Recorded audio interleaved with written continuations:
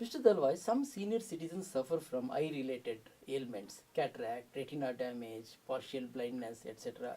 And with old age comes wear and tear of the skin around the fingertips. Doesn't biometrics, that is what 10 fingers, and iris, that retina, this scanning of these two, pose challenge in these cases? How do you handle them? Yeah, they certainly do pose challenges. There are a lot of people in this country with smudged fingerprints because they work with their hands.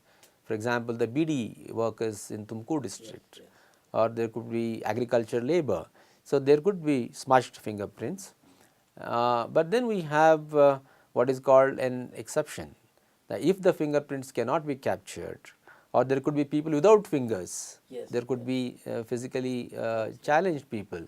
So, we provide them what is called an exception, in the sense that then we capture their photograph with this situation as it is, and then take them onto another loop.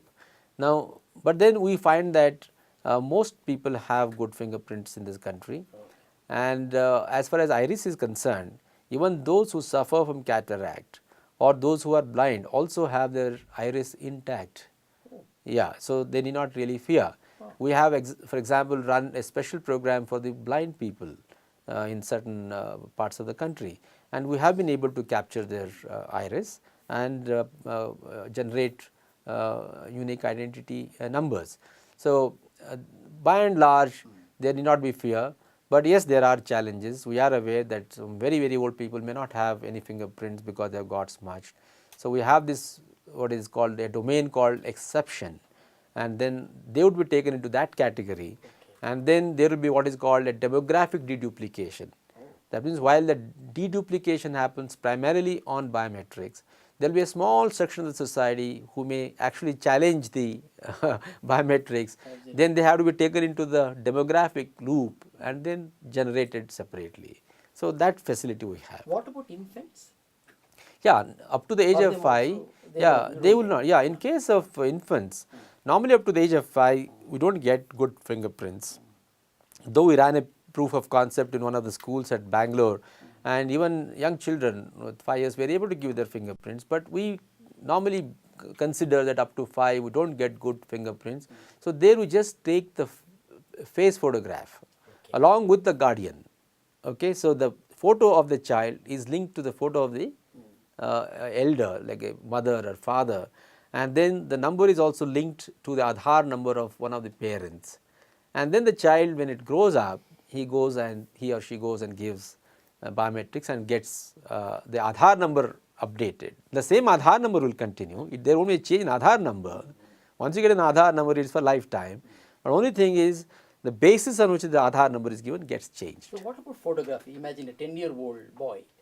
After 10 years later, Yes. he will look different. Exactly. He will also give his new photograph. So we have a time bound. You tell them you come after 10 years or something? Yeah, generally what we are doing is that once we capture below 5, we ask him to come back at the age of 10, okay, because there is a lot of change, and then once again at the age of 15. Okay. So every that, 5 years. yeah, once you come at 15, then your fingerprints are No, I'm not stabilized. talking figure, even the face. Yeah, one is free to come and get it That's changed. free. But don't you tell them you have to come after 5 years because your face will change? Yeah, as I told you that our identity number is not based on any photograph, for the physical identification. It is based on the authentication, authenticability of the identity number. Then each time we need to authenticate a person, then it is authenticated by the CIDR based on the identity number and one of the biometric features like a fingerprint. So even if the face is different. It doesn't matter to us. Oh, It doesn't matter to us. We rely more on the identity number. okay.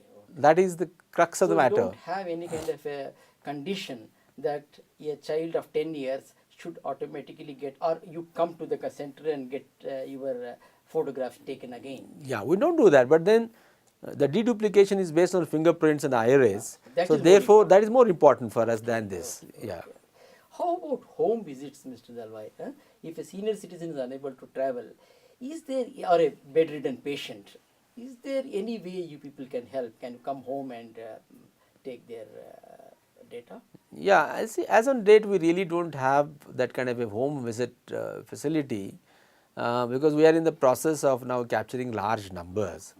But I am sure that once we have done the round 1 where the majority has been covered, then we would be introducing things like mobile services, etc. You know, those mobile services can possibly go to So they a go here from mohalla, area to yeah, area, area to mohallas. area, go to a house possibly. So I am sure those kind of facilities would come up in due course of time.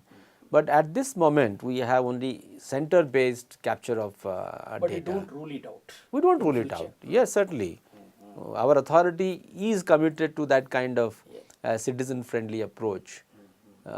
When the round 1 is complete, when the major portion population of the country is captured, then we would be left with sporadic numbers here and there. There we may have to have mobile centers, which we would be providing for.